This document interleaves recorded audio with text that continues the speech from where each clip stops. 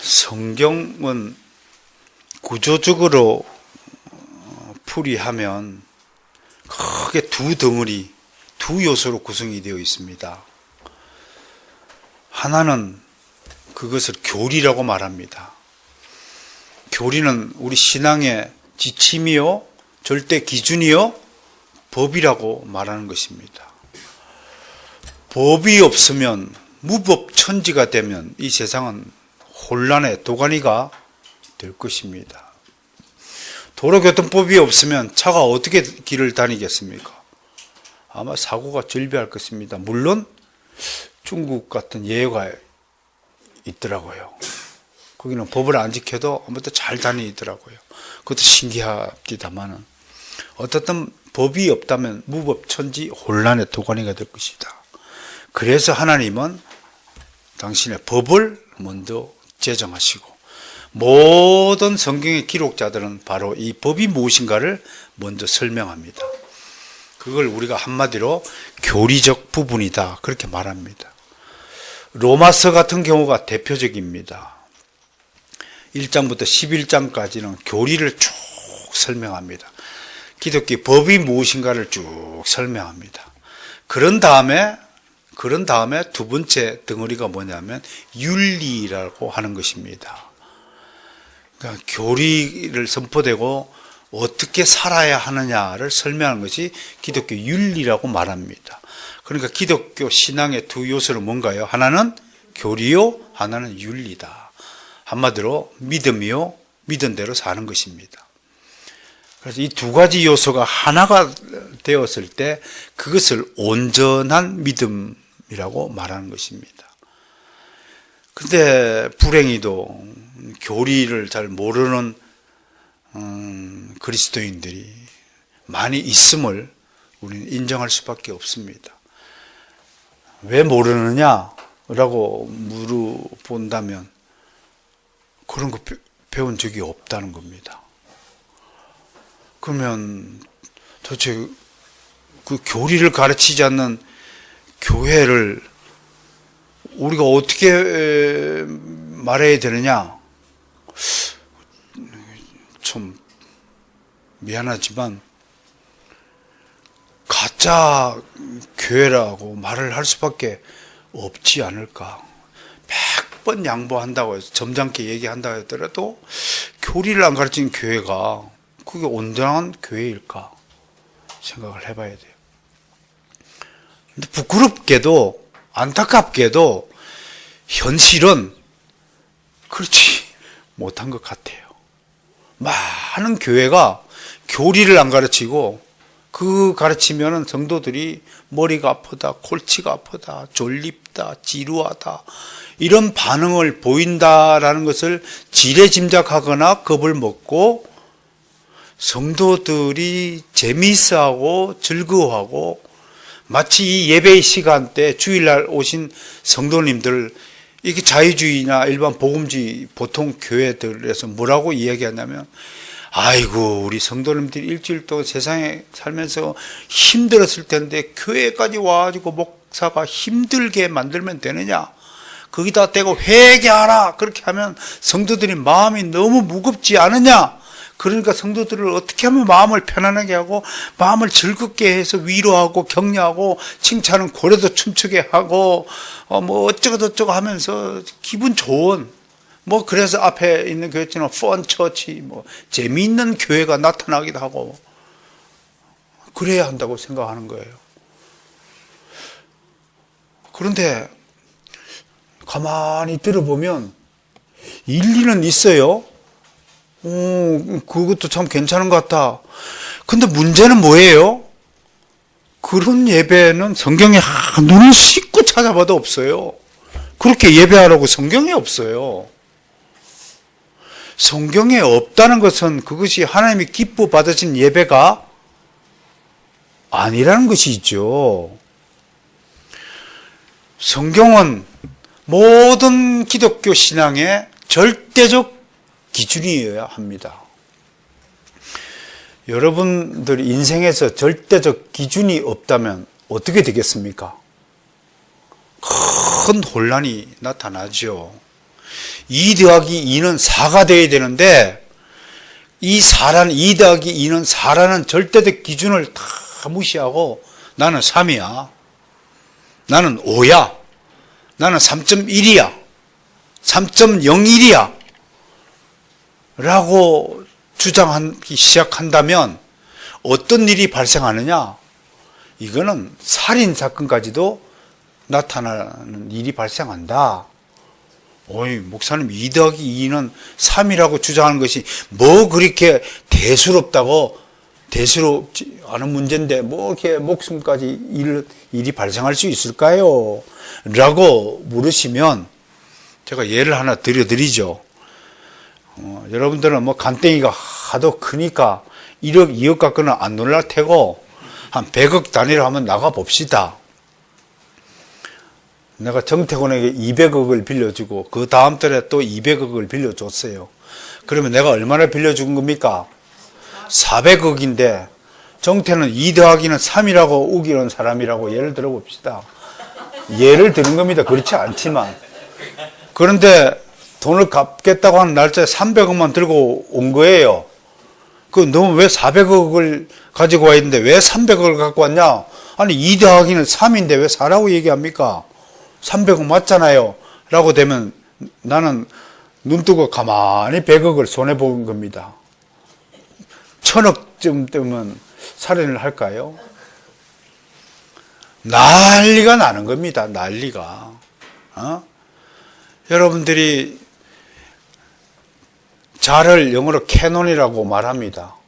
1cm의 길이가 국가마다 다르면 큰일 나는 겁니다. 또 네가 생각하는 1cm와 내가 생각하는 1cm가 다 틀리면 이제 키 갖고도 싸움이 나는 겁니다.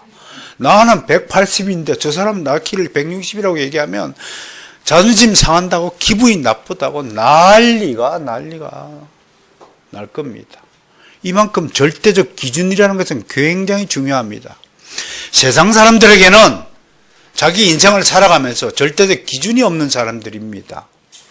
그게 우리랑 다른 것이죠. 우리 그리스도인은 성경이라는 절대적 기준이 있는 겁니다.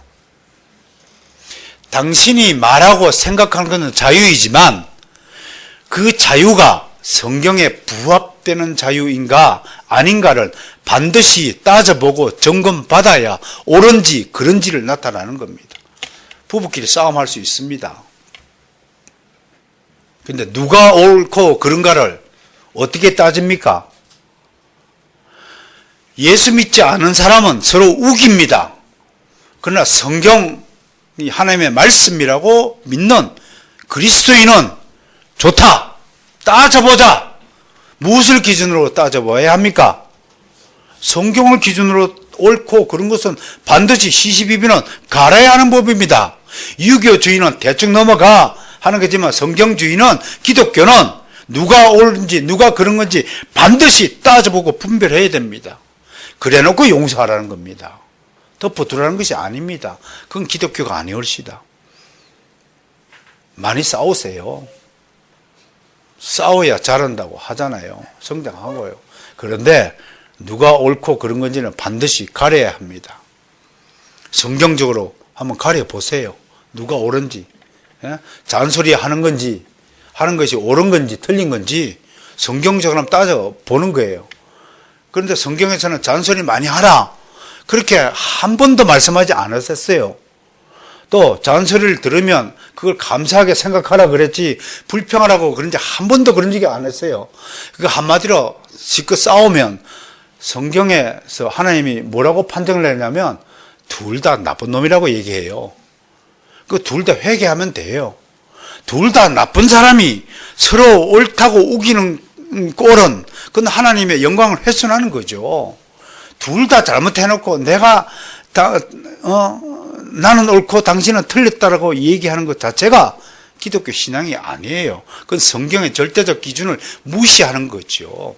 그러니까 결과적으로 제 얘기는 싸우라 말라 어떻게 결론을 내려야 됩니까? 싸우지 않는 것이 좋다라고 성경적으로 말할 수 있는 것이에요. 이렇게 우리의 모든 생각, 우리의 모든 말, 행동 하나하나의 모든 절대적 기준이 무엇입니까? 그것이 성경이어야 합니다. 따라서 합시다. 오직 성경으로 살자. 그럼 이제 뭐 두려워할 게 없잖아요. 세상 사람들은 자기가 생각하고 주장하고 행동하는 바가, 꿈꾸는 바가, 계획하는 바가 이게 옳은 건지 그런 건지 모르고 그냥 나한테 좋으면 하고 나한테 나쁘면 그만두는 식으로 인생을 단순하게 살지만 우리는 그렇지 않다 이겁니다. 그래서 그리스도인이 고등동물입니다. 불신자들은 하등동물입니다. 수준적으로 얘기하면 우리랑 비교가 되지 않는 겁니다.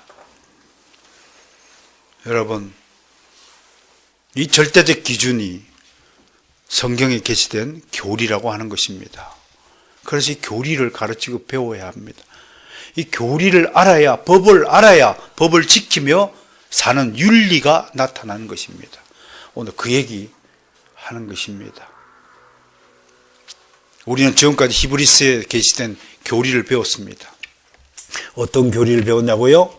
예수 그리스도는 누구신가에 대한 교리를 배웠습니다. 예수 그리스도는 유대인들이 숭배하던 천사하고는 비교도 안 되는 탁월하신 분이십니다.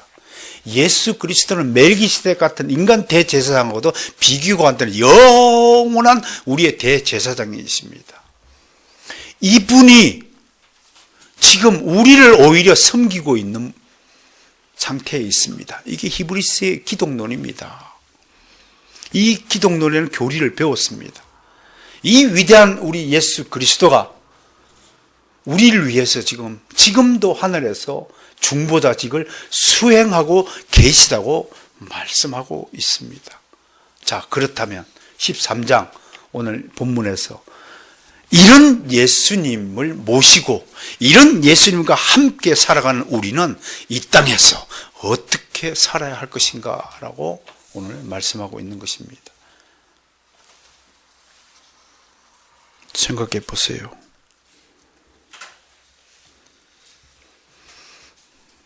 바른 교리를 배우신 여러분이 바른 윤리를 가지고 살지 못한다면 그 모순을 어떻게 설명할 수 있겠습니까? 개혁교회 성도라고 여러분 스스로가 인정하신다면 여러분은 이미 바른 기독교의 교리를 학습한 성도라는 사실을 인정하셔야 됩니다. 다행스럽게 우리 한국교회를 사랑하여 주셔서 하나님이 바로선 개혁교회를 세우신 줄 믿으시길 바랍니다. 아무도 가르치지 않는 교리를 들고 우리는 책을 몇 권이나 가져와야 된다고요? 가방을 싸고 이렇게 신앙생활 하는 것이 축복받은 증거라는 사실을 믿으시길 바랍니다. 우리가 해야 할 일이 분명히 있을 것입니다. 교리를 쓸데없이 배우는 게 절대 아닙니다. 교리는 여러분 자신의 유익을 위해서 배우는 것입니다. 하나님을 제대로 아는 사람만이 하나님을 제대로 섬길 수 있는 법입니다. 법을 모르는 사람이 어떻게 법대로 살아갈 수 있습니까? 그 얘기하는 겁니다. 그래서 제가 늘 강조하지요. 기독교는 법의 종교다. 구약시대 때는 율법대로 살아야 되고 지금은 양심의 법인 복음대로 살아야 할 것입니다. 테러범 집단 IS가 왜 살인합니까? 그들은 알라신을 믿지 않는 사람을 많이 죽일수록 알라신이 기뻐한다는 이상한 잘못된 교리를 믿기 때문에 살인 행위를 서슴지 않고 하나도 죄의식을 느끼지 않는 것입니다. 북한에서 김일성주의자들이 왜 나타납니까? 잘못된 주체사상을 배웠기 때문에, 교리가 잘못되었기 때문에 그런 생각, 그런 행동을 하는 사람이 나타나는 것입니다. 한마디로 기독교 신앙은 교리와 윤리라는 이 두 축을 가지고 살아야 합니다. 오른손은 교리, 왼손은 윤리. 이것이 하나님이 기뻐하시는 참된 그리스도인의 올바른 모습이다라고 이야기할 것입니다.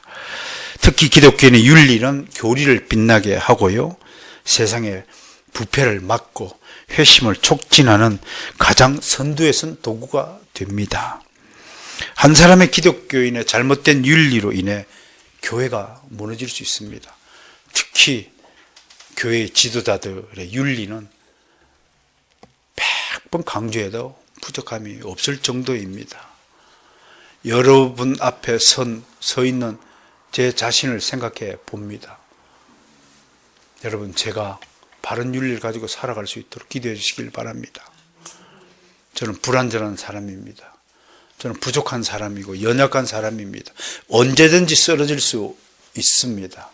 제가 탐욕으로 개인적인 사욕을 부리지 않게 해달라고 기도해 주셔야 됩니다. 그런 기도가 있을 때에 제가 온전하게 보존되어서 여러분들에게 이게 만나는 하나님의 음식을 요리해서 만들어 줄 수 있다니까요.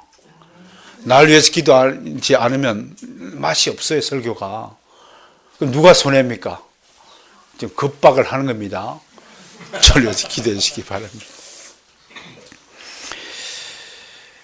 화란에 가면 깜뺀 신학교라는 유명한 신학교가 있는데, 이 깜뺀 신학교를 대표하는 신학자가 다우마 교수라고 있습니다. 여러분들 이름이 생소하지만 이런 분의 이름도 한 번쯤 설교 시간을 통해서 한번 들어보시길 바랍니다. 이분이 멋진 말을 했어요. 기독교 신앙은 늘 윤리적 반성 가운데 있어야 한다. 여러분들이 정말로 참된 그리스도인이라면 늘 반성하세요.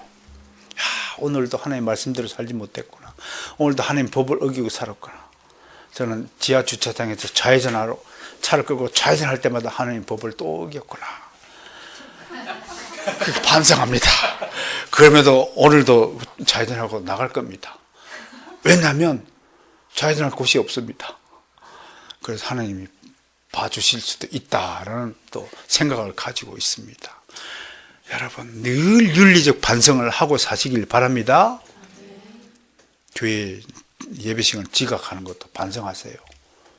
주일 예배 빠지는 거 이따가 나오지만 이게요 굉장히 손해입니다.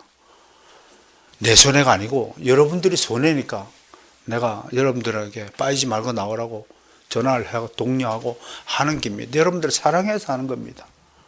여러분들은 다 나의 애인들입니다. 좀 이상한 표현이라고요? 징그럽다고요? 참나. 우리는 다 그리스도인 신부요 애인이고 가장 사랑하는 사람들입니다. 우리가 보기에는 뭐 생긴 것이 뭐 이상하게 생기고 막 눈이 반띵이가 되고 막 티가 나오고 뭐 찢어지고 뭐 이상하게 생긴지 모르지만 하나님 입장에서는요 이거는요 여러분들이 자식 사랑하는 그 수준하고 비교가 안 되는 사랑을 우리를 향해서 퍼붓고 있습니다.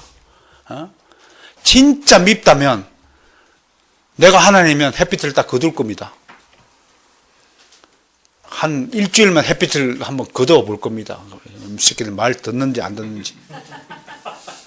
정말 말 안 듣고 기분이 나쁘면 내가 하나님이라면 한 5분 동안 공기를 중단시킬 겁니다. 내가 싹 그냥 없어, 산소를 없애고 죽을 때가 얼굴이 빨개지면 그때도 한번 놔주고. 얼마나 말을 안 듣습니까 우리가. 여러분들 말 잘 듣는 것 같아요. 여러분들이 얼마나 고집적인 줄 아세요? 나와 여러분들이 하나님 앞에서 지독하게 말 안 들어요. 우리 연호, 우리 애들 보세요. 이 말 잘 듣는 줄 아세요? 다리 꼬지 말라고 해도 항상 다리 꼬아요, 이놈은. 지독하게 말 안 들어요. 얼마나 말을 안 듣습니까? 그럼에도 공기 주고, 햇빛 주고, 밥 먹여주고, 사랑한다 주고,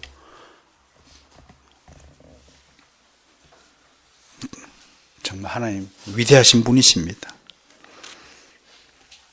그러니까 다우마 교수의 충고를 좀 생각하며 사시기를 바랍니다. 반성 속에서 있어야 된다. 그렇게 이야기합니다. 역사적으로요, 교회가 타락할 때 나타나는 대표적인 현상 중 하나가 있습니다. 성경에도 기록되어 있는데요.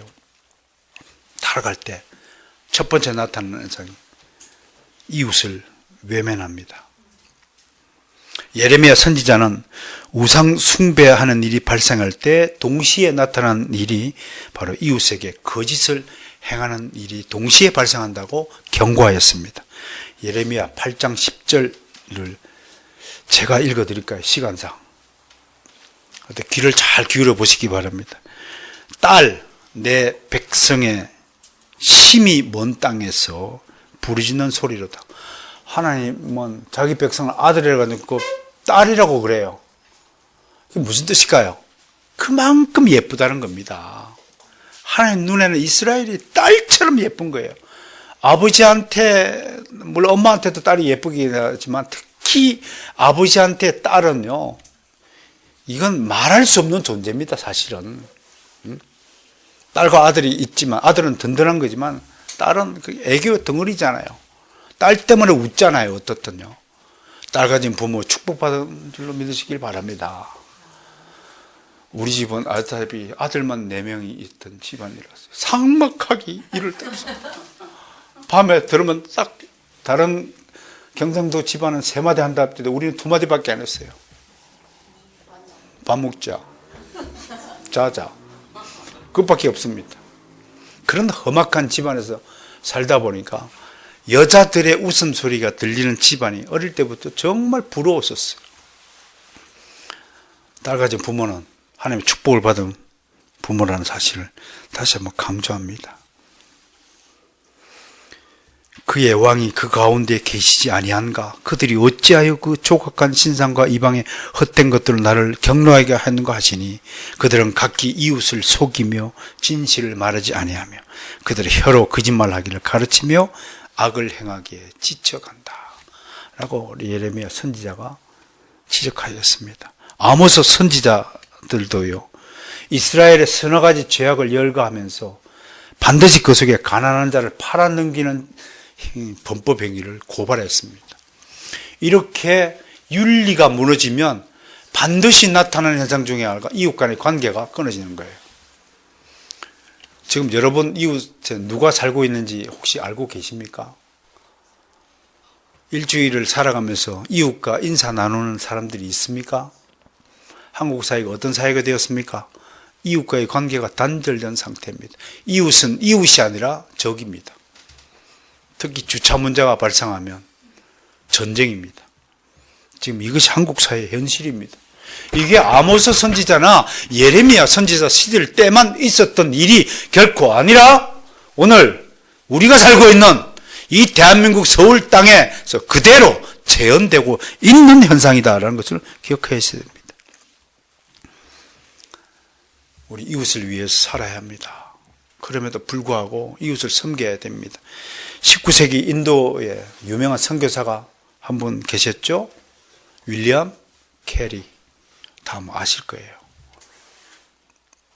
이분은 인도의 복음 전도자로서만 유명한 것이 아니라 인도 사회를 문명화시키기 위해서 우리나라 치면 언더우드나 뭐 이런 목사님 비견될 수 있는 거예요. 우리나라가 언더우드 목사님으로 말미암아 문명화가 이루어졌지 않습니까? 학교가 세워지고 병원이 세워지고요.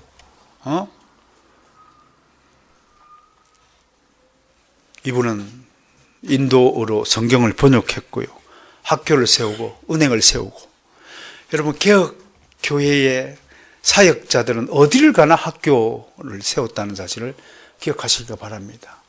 어느 곳에서나 가르칠 수 있도록 해야 됩니다. 그리고 임업기술을 전수했고 노예 해방,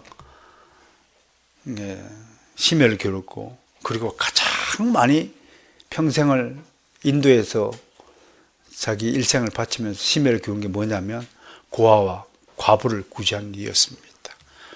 칼빈 목사님도 제네바시에 살던 과부와 고아들을 구제하는 일에 거기에 돈 쓰기 위해서 맨날 친구들에게 돈을 빌려 가지고 그들을 도왔다는 사실을 우리는 기억하고 있습니다. 그만큼 이웃 구제, 이웃 사랑이 기독교인의 윤리의 핵심이라는 사실을 여러분들에게 지금 강조하는 것입니다. 어쨌든 우리는 배운 교리대로 삶을 살아야 합니다. 개혁파 성도는 개혁파 신학이 가르치는 교리대로 살아야 한다. 다시 한번 강조합니다. 중요한 것은 배운 교리가 단지 머리에만 머물지 않고 가슴에 저장하는 여러분들이 되시기를 좀 축원합니다. 많이 목격합니다. 머리로만 개혁 신학을 이해하는 사람들이 있습니다. 청년들 중에도 그런 청년들이 많이 목격됩니다. 그들은 지식은 가졌지만 가슴이 없습니다. 자기가 가진 개혁파 그 신학 교리를 삶으로 살아내고자 하는 열의가 보이지 않습니다. 알기는 아는데 손은 멈칫합니다. 어릴 때 가정교육이 정말 중요하다는 것은 동서고금 어느 민족 어느 국가에서나 동일한 가치일 것입니다. 저희 조부님 이야기를 또 한번 해야 되는데 저희는 식탁 예절이 아주 엄중했습니다. 젓가락질을 못하는 사람은 아예 밥상에서 앉지도 못했습니다. 어른이 숟가락을 뜨기 전에 숟가락을 손에 만지는 자는 식탁에서 추방되었습니다. 그리고 밥 먹을 때 막 밥알을 튀기면서 떠드는 사람은 거의 우리 집안에서 상상할 수 없습니다. 젓가락질 못하는 사람은 우리 할아버님은 쌍놈이라고 불렀습니다. 근데 어릴 때는 젓가락질 못한다고 쌍놈이라고 한 건 너무 심하지 않았나 라고 생각했는데 커보니 그 말씀이 이해가 되었습니다. 아, 하단을 보면 열을 아는구나. 젓가락질을 못하는 사람은 앉는 자세다 삐딱하게 앉는다고 말합니다. 하나만 잘못되면 다 다른 것도 잘못될 수 있다는 가르침이 있습니다. 물론 다 그렇다는 건 아닙니다. 제가 여러분들 정지하기 위해서 이 얘기를 꺼내는 것이 아닙니다. 가정에서부터 어릴 때부터 예의와 질서가 몸에 익은 상태로 큰 사람은 가슴으로 교리를 살아낼 것입니다. 이게 습관이 되어야 됩니다. 시간 활용도 어릴 때부터 잘 가르쳐야 됩니다. 하루 24시간은 누구에게나 동일한 시간입니다.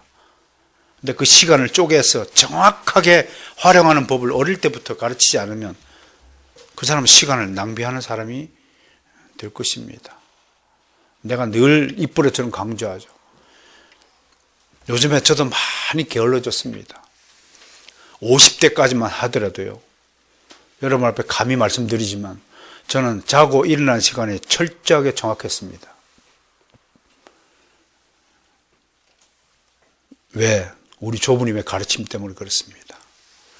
우리 조부님은 늘 이렇게 말씀했습니다. 개돼지 짐승만 자고 일어나는 시간이 정해져 있지 않다. 그렇게 말씀하셨습니다. 그런 교육 덕분인지 정확히는 모르지만 제가 나락으로 떨어지지 않고 실패하지 않고 그나마 이런 모습으로 여러분 앞에 서 있게 된 것은 아마 어릴 때부터 그런 규모 있는 교육을 받았기 때문에 그렇지 않은가 싶습니다. 깡패 안 되고 이 열악한 환경 속에서 자라면서도 엇나가지 않고 그래도 학문의 길로 들어서게 한 것은 물론 하나님의 은혜인 줄 믿습니다만 난 여러분들이 가정에서부터 이런 질서 있는 교육을 통하여 자녀들을 바르게 키워주는 그런 성도들이 되시기를 진심으로 소망합니다. 그것이 하나님께 영광을 올려드리는 지름길이라는 사실을 다시 한번 강조합니다. 머리에만 지식을 담아두는 것이 아니라 가슴에다가 지식을 담아두는 자녀들을 키우시길 바랍니다. 우리 주변에는 공부만 한 사람이 즐비합니다. 공부만 해서는 안 됩니다. 섬기는 자가 되어야 됩니다. 우리 교회를 찾는 많은 청년들이 있었습니다. 내가 청년들을 눈여겨볼 때 그들은 한 번도 섬기는 손이 되지 못하고 있었다는 사실 또한 함께 발견한 것은 정말 안타까운 일이었습니다. 식당에 가서라도 다른 사람에게 물컵에다 물을 먼저 따라주고 숟가락을 깔아주고 질서 있게 행하는 것을 보아야 합니다. 삼성그룹에서 신입사원을 선발할 때 세 가지를 보았다고 합니다. 아무도 없을 때 어떻게 행동하는가를 보았습니다. 두 번째, 식당 예절을 보았다고 합니다. 세 번째, 쓰레기를 누가 줍는가를 관찰했다고 합니다. 다들 학벌은 하버드대, 예일대, 서울대, 성대 아주 짱짱한 사람들만 그 입사 지원을 했습니다. 머리 지식은 비슷한 아이들입니다. 뭐가 다를까요? 식당에서 신발을 아무렇게 던져 놓았습니다. 한 아이만 그 신발을 가지런히 정리하였습니다. 세미나장에 휴지를 탁 던져 놨습니다. 누구도 줍지 않는데 한 아이만 그 휴지를 줍고, 한 아이만 상사들에서 숟가락을 깔아주고 컵을 놓고 물을 따라 주더라고 합니다. 그 아이와 다른 아이의 차이가 뭔 줄 아세요? 그 아이는 어릴 때부터 그렇게 집안에서 양육받은 것입니다. 여러분, 행동은 어느 날 불현듯이 나타나는 것이 아닙니다. 어느 날 갑자기 만들어지는 것이 아니라는 사실을 유념하시고 특별히 부탁을 드립니다. 자, 그렇다면 오늘 히브리서는 이 기독교 윤리에 대해서 뭐라고 가르치느냐, 7가지 내용을 여러분 소개합니다. 복잡한 내용이 아닙니다. 잘 듣고 은혜 받으시기를 바랍니다. 먼저 1절, 첫째, 우리는 형제를 사랑해야 합니다. 형제와 이웃의 차이가 무엇인가요? 바로 교회 안에서 같은 믿음 안에 있는 분들을 형제라고 말합니다. 이웃을 사랑해야 되지만 이웃보다도 제일 먼저 우리는 우리끼리 먼저 사랑을 해야 합니다. 육신의 가족을 사랑하는 것이 아니라 이 영적인 가족을, 믿음의 공동체를 먼저 기억하고 사랑해야 될 줄로 믿습니다. 진실한 형제의 사랑은 혈연적인 관계를 초월해야 한다는 것을 다시 한번 강조드립니다. 2절, 두 번째, 손님 대접하기를 잊지 말라고 충고하고 있습니다. 사랑의 구체적인 실천 중 하나는 손님 대접입니다.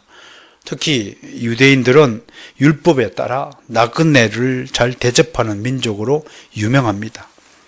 사도 바울은 믿음의 아들인 디모데에게 감독 직분자를 세울 때 나그네 대접 항목을 제시하였습니다. 나그네를 대접하지 못하는 자를 감독으로 세우지 말라고 충고한 것입니다. 왜냐하면 성경은 아브라함의 사례를 통해 나그네를 대접하는 것이 곧 하나님의 축복을 받는 지름길이라고 가르쳤습니다.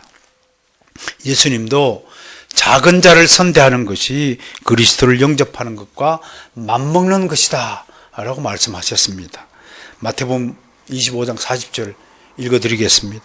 임금이 대답하여 이르시되 내가 진실로 너희에게 이르노니 너희가 내 형제 중에 지극히 작은 자 하나에게 한 것이 곧 내게 한 것이니라. 일주일 살면서 스쳐 지나간 반드시 도와줘야 될 사람을 놓치신 분은 없는지 한번 같이 생각해 보시길 바랍니다. 그만큼 주님에게는 작은 자 하나도 소중한 하나님의 자녀인 것입니다. 특히 교회는 식구라는 개념을 가져야 됩니다. 식구가 뭔가요? 먹을 식자에다가 입구자입니다. 한자로 그렇게 써요. 같이 먹는 입들이 식구라는 뜻입니다. 그게 가족이죠. 그래서 교회 공동체는 교리 공동체, 윤리 공동체도 되어야 되지만 우스갯말로 교회 공동체가 밥 공동체가 되어야 한다. 그렇게 말합니다. 오늘 끝나고 또 맛있게 점심 먹을 텐데 이 점심을 맛있게 먹는 것도 우리가 의무에 해당된다고 할 것입니다. 첫째는 음식을 주신 하나님께 감사를 해야 되고요. 내가 전에도 말했죠. 김밥 하나 만드는데 하나님이 몇 명을 동원하면 245명을 동원한다고 그랬잖아요. 바다에 김 뿌리는 사람, 김 거두는 사람, 말리는 사람, 자르는 사람, 날르는 사람, 파는 사람 다 각자 분리되어 있고 김에 또 뭐 들어가요? 벼농사 하는 사람, 방아 찍는 사람, 쌀 파는 사람, 쌀 사는 사람. 쌀만 들어갑니까? 단무지, 나물, 햄 누가 만듭니까? 김밥 하나를 내가 가볍게 1,000원 주고, 요즘엔 2,000원 하죠? 2,000원, 2,500원. 간단하게 사먹는 것 같지만, 여러분, 그 김밥 하나를 나한테 입에 넣기 위해서 하나님은 245명을 동원했다는 겁니다. 내가 입고 있는 이 옷을 하나님이 최단 목사에게 이 옷을 입히기 위해서 몇 명을 동원할지 생각을 해보세요. 그게 하나님의 은혜요, 사랑입니다. 나의 나된 것은 오직 하나님의 은혜는 사실을 믿으시길 바랍니다. 그 생각을 좀 하면서 살아가세요. 내가 잘나서, 내가 제주도에서 돈을 많이 벌어가지고 내가 빚 갚은 자 하래라 생각, 절대로 아닙니다. 정말 어리석은 생각입니다. 작은 일에 감사하시기를 지금 축원합니다. 세 번째, 3절에 있는 내용인데, 갇힌 자, 학대받는 자를 생각하라고 말씀하십니다. 그리스도인은 누구보다 악에 대항해야 합니다. 이는 하나님의 공의를 세우기 위한 투쟁이죠. 그러나 정작 많은 그리스도인은 불의 앞에 머뭇거리다가 도망갑니다. 마음은 있지만 행동을 결정하지 못하는 비겁한 태도를 취하기도 합니다. 그럼에도 불의에 대항하고 믿음의 절개를 지키다가 투옥되거나 고초를 겪는 그리스도인이 있습니다. 오늘 히브리서는 이런 의로운 형제들이 감옥에 갇힌 경우에 직접 방문하여서 위로해 주거나 그 남은 가족들에게 필요한 물질을 제공해 주거나 따뜻한 사랑을 보이라고 우리에게 권면합니다. 지금요, 북한을 비롯한 미 전도 국가에서 억류된 선교사님들이 거의 한 60여 명 이상 된다고 합니다. 세상 언론은 단 한 줄도 보도하지 않습니다. 만약에 세상 사람들이 아마 이렇게 억류되었다면 모든 세상 언론들은 9시 뉴스에 보도할 겁니다. 한국인 한 사람이 억류되었다. 놀랍지 않습니까? 선교사님들이 억류되고, 북한에서도 지금 6분이 억류되고 있어요. 아무도 관심 기울이지 않아요. 왜 그럴까요? 그만큼 한국의 그리스도인의 수준이 낮다는 겁니다. 수준이 낮다는 것은 자기밖에 모른다는 것입니다. 이기적 존재라는 겁니다. 우리는 이타적인 존재가 되라고 부름을 받았습니다. 나를 위해 살지 말고 내 이웃을 위해 살라고, 그렇게 해서 우리가 불렀습니다. 예수님이 우리 모든 죄를 다 사해 주시고 우리 죄값 다 치러 주시고 돌아가신 것은 이제는 네 인생 네 것이 아니라 주님의 것이니까 주님 뜻대로 살라고 하는 것입니다. 주님 뜻은 하나님을 사랑하고 내 이웃을 내 몸같이 사랑하라는 것이 주님의 뜻이라고 분명히 말씀했습니다. 그럼 이런 일에도 관심을 가지고 기도해야 할 줄 알아야 됩니다. 여러분의 기도의 영역이 여러분들의 인생의 영역에만 머물지 않고 이렇게 정말 복음을 증거하다가 고생하시고 감옥 투옥하고 고문당하시는 이런 학대받는 분들을 위해서까지도 기도의 영역이 넓어져야, 미쳐야 하는 것입니다. 혹시 더 기도의 영역을 넓히시는 분은 지금 현재 화성에 가가지고 수고하는 그 기계를 위해서도 기도하시기 바랍니다. 그럼 여러분들의 기도의 영역이 화성에까지 넓어졌잖아요. 우주의 영역까지 넓혀주시길 바랍니다. 넷째, 4절에 있는 대로 결혼의 중요성을 생각하라. 요즘 결혼하지 않는 풍조가 생기고 있는데요. 결혼 법칙은 하나님은 결혼을 통해서 자손을 보존하시고 축복하신다. 그게 절대 법칙이에요. 그러나 예외 조항이 있어요. 성경에 이거 예외의 법칙이라고 그래요. 첫 번째 절대 원칙은 다 아는 거예요. 그러나 예외 조항, 첫 번째 하나님의 뜻에 따라 결혼하지 않을 수도 있다. 베베처럼요. 베베가 왜 결혼하지 않은지 혹시 아십니까? 사도 바울 편지 전하라고 남자 만날 시간이 없어서 결혼을 못한 거예요. 그게 하나님의 뜻이에요. 제발 아무 때나 만나갖고 구정 때 집안 식구들 결혼할 때가 되었다고 사람 뜻으로 야, 너 결혼해야 되지 않느냐, 아무 때나 그렇게 말하지 마세요. 혹시 압니까? 하나님 뜻이 무엇인지. 두 번째, 사도 바울의 가르침대로 육체의 정욕을 이길 수 있다면 결혼 안 해도 된다. 혼자 사는 것이 더 낫다라고 가르칩니다. 그러나 이건 특별한 예외의 조항이고요. 다른 이유로 생활 형편상 기피하는 것, 아기 낳고 양육하는 게 돈이 너무 많이 들어서 결혼하지 못한다. 그런 이유로 아기를 낳지 않으려고 인간적으로 하는 것, 전부 다 하나님의 뜻을 정면으로 위반하는 것입니다. 그런데 사람들이요, 정말 얼마나 간땡이가 크냐면 하나님의 뜻을 위반하면 당장 나한테 손해가 일어나지 않으니까 무서워하지 않아요. 그것처럼 어리석은 일이 없어요. 하나님은 반드시 행한 대로 보응하십니다. 기억하세요. 내가 잘못 말한 것 반드시 책임을 묻습니다. 내가 잘못 행동한 것 언젠가는 반드시 그 값을 치르도록 하신다는 사실을 잊지 마시길 바랍니다. 놀라지도 않네요. 여러분들은 잘못하지 않으신가 봐요. 이게 무서운 겁니다. 정말 이게 무서운 겁니다.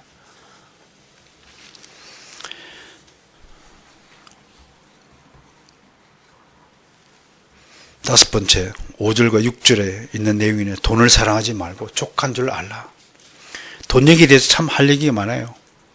우리는 하나님이 각자에게 정하신 몫이 있다는 것을 알아야 합니다. 믿어야 됩니다. 이 몫은 각자에게 가장 최선의 유익이 된다는 것을 하나님이 아시고 정해주신 것입니다. 저는 재벌의 몫을 주지 않으셨습니다. 분명합니다. 그러니까 내가 재벌 되려고 노력할 필요가 하나도 없습니다. 그래서 저는 돈 욕심 안 부립니다. 그건 제 몫이 아닙니다. 이 몫을 아는 것이 굉장히 중요합니다. 신앙에 있었어요. 그러니까 아예 없는 것을 족한 줄 알고 있는 사람입니다. 각자 재벌의 몫이 있고요. 준재벌의 몫이 있고, 뭐 적당하게 살 수 있는 몫을 주신 것도 있고, 그런 겁니다. 이 몫을 알아야 됩니다. 이게 성경적인 재물관입니다. 이 땅에서 부자의 몫이 있고 가난한 자의 몫이 있습니다. 권력자의 몫이 있고 백성의 몫이 있고 건강한 자의 몫이 있고 병자의 몫이 있고요. 장님의 몫이 있고 귀머리의 몫이 있고 정신병자의 몫이 있는 겁니다.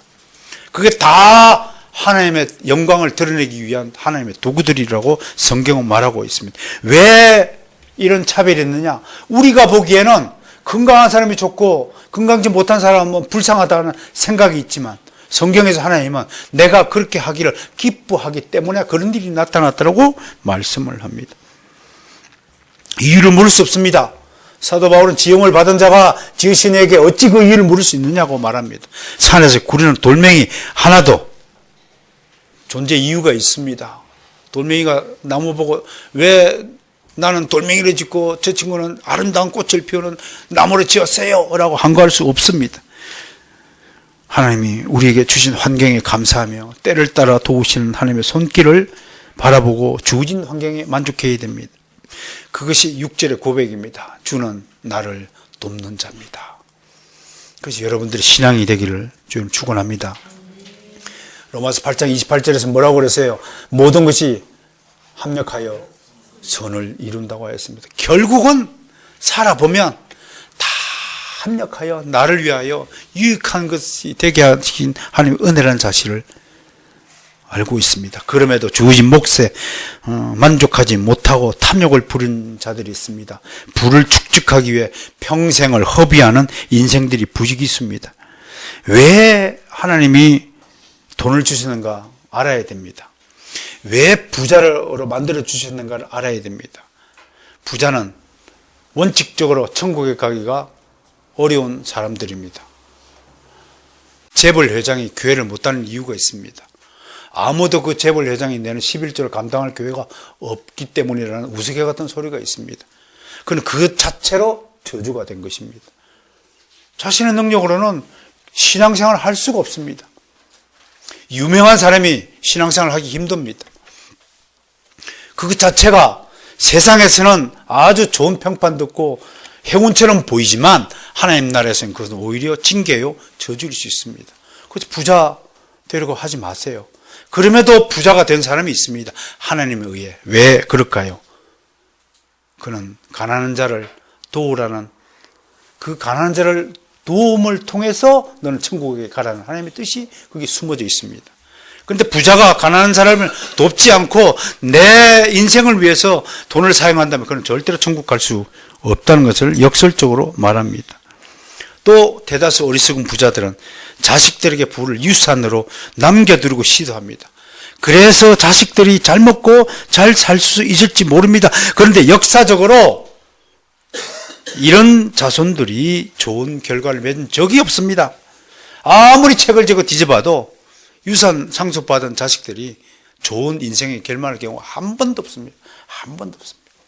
복권에 당첨된 사람들이 좋은 인생으로 결말 낸 사람이 한 사람도 없다는 것과 묘하게 일치됩니다.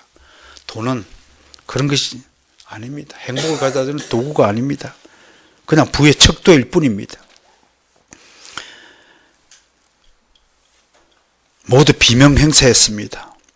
왜냐고요? 누가 그렇게 자식의 인생을 비명행사한 인생을 만들었을까요? 돈을 물려준 부모에게 책임이 있는 겁니다. 그런 인생을 살라고 자식을 부추긴 것과 마찬가지입니다.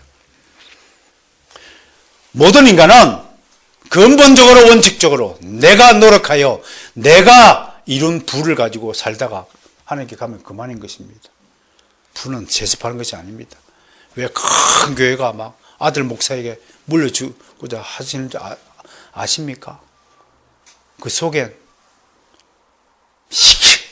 누가 읽은 건데 어떻게 아까워서 남을 주느냐. 벌써 그런 사람의 머릿속에는 남이라는 것에 대해서 전혀 다른 가치관이 들어있다는 겁니다. 여러분들이 내가 분명히 우리는 같은 식구요, 같은 형제자매요, 진짜 영원한 형제 사랑이라고 말했습니다. 그래 놓고 돈 문제는 절대로 여러분과 공유하지 않는다면 그 사람은 가짜입니다. 처음부터 가짜였습니다. 이제 드러난 것입니다. 이런 부자 되지 말아야 됩니다. 야고보 사도가 특별히 부자들에게 경고를 많이 했습니다. 야고보서 1장 15절 욕심이 잉태한 죄를 낳고 죄가 장사한 사망을 낳느니라. 5장 1절에서 5절까지 들으라 부한 자들아 너희에게 이 말 고생으로 말미암아 울고 통곡하라. 부자들 보고 경고합니다. 울고 통곡하라고. 그 재물 때문에 너희가 하나님 나라에 들어가지 못한다고 경고하고 있습니다. 너희 재물은 썩었고 너희 옷은 좀 먹었으며 너희 금과 은은 녹이 슬었으니 이 녹이 너희에게 증거가 되며 불같이 너희 살을 먹으리라. 너희가 말세에 재물을 쌓았도다. 보라 너희 밭에서 추수한 품꾼에게 주지 아니한 삭기 소리 지르며. 이런 또 부자들이 가난한 사람의 임금을 잘 떼먹어요. 월급을 작게 주고요. 이름만 시키고. 이런 자린고비들 하나님은 어떻게 기뻐하시겠습니까? 너희가 땅에서 사치하고 방종하여 사륙의 날에 너희 마음을 살찌게 했도다. 사도 요한도 이렇게 말했습니다. 요한 1서 3장 17절에서 누가 이 세상의 재물을 가지고 형제의 궁핍함을 보고도 도와줄 마음을 닫으면 하나님의 사랑이 어찌 그 속에 거하겠느냐. 우리 교회에서 가장 궁핍한 형제가 누구인가를 생각해 주시길 바랍니다.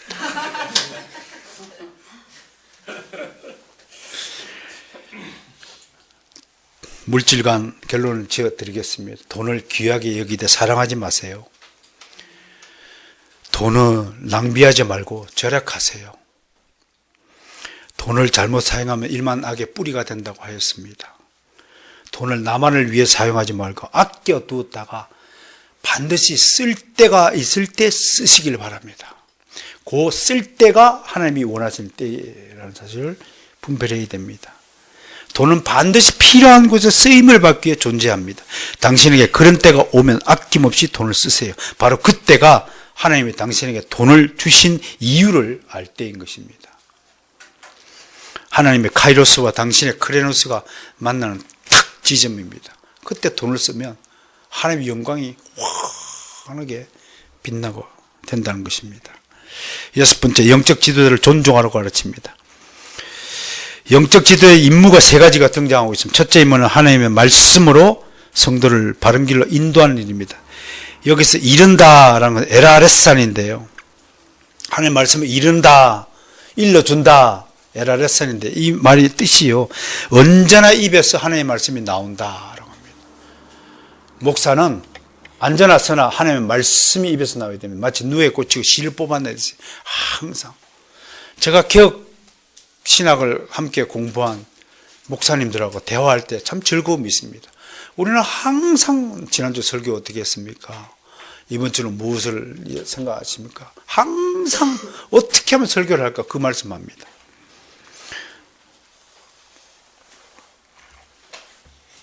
세상 목회자들에서 세상 이야기가 더 많이 나오면 그건 가짜입니다. 둘째로 성도의 영혼 구원을 위해 주야로 애쓰는 자가 되어야 합니다. 17절에 보니까 그들은 성도들이 영혼을 경성한다 되어 있는데 이게 뭔 뜻이냐면 They are keeping watch over your soul이라고 되어 있습니다. 한마디로 성도들 영혼을 감시하는 사람이다. 왜 감시하느냐? 이 성도의 영혼이 잃어버리면 내 영혼이 잃어버린 것처럼 생각하라고 하는 것입니다. 그게 영적 지도자, 참된 영적 지도자라고 하는 것입니다. 여러분들 주일 예배 한번 빠지면 하루 종일 불안합니다. 마치 내가 지옥에 가는 것처럼 그런 느낌을 갖는다고 합니다. 제가 그러니까 바른 영적 지도자인 걸 마치 지옥이죠. 내가 그렇게 느껴진다니까요. 이게 그렇게 그런 말씀입니다. 세 번째 바른 형체를 가져야 한다는 것. 7절 보세요. 지도자들의 결말은 끝에 가봐야 알죠. 이 말은 지도자들에게 끝까지 믿음을 간직하라라는 권면입니다. 반면에 성도들은 이런 지도자에 대해서도 어떤 자세를 가져야 되는가? 세 가지가 있습니다. 첫째, 7절에는 그들을 늘 기억하고 생각해야 합니다. 모든 기도에 여러분들이 영적 지도자를 위해서 기도해 주시기 바랍니다. 대표 기도에 담임 목사를 위해서 기도하는 것, 설교자를 위해서 기도하는 것도 그러한 이유가 될 것입니다. 둘째, 7절에서 지도자의 믿음을 본받으라 했습니다. 사도 바울은 자신의 제자들에게 나를 본받으라 했듯이 저도 여러분들에게 권면합니다. 지금 당장 더 높은 기준을 하지 마시고 여러분 앞에 보이는 이 사람의 믿음을 기준으로 삼아서 한번 살아보시기를 권면해 드립니다. 무조건 복종하는 것이 아닙니다. 자발적으로 섬겨 보라는 것이고요. 세 번째, 지도자를 근심하게 하지 말라고 가르칩니다. 17절 보세요. 지도자를 근심하게 하는 자는 하나님부터 유익함을 받지 못합니다.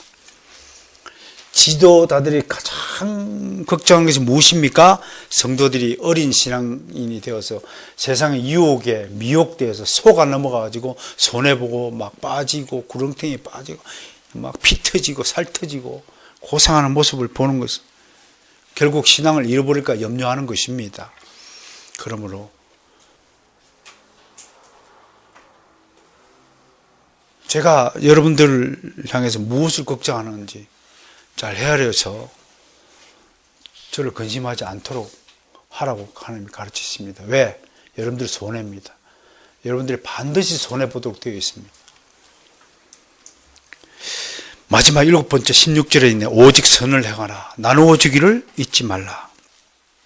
이 말씀 오늘 본문의 최종적인 결론이기도 합니다. 그리스도의 구속을 받은 자는 반드시 선행으로 나타나야 합니다.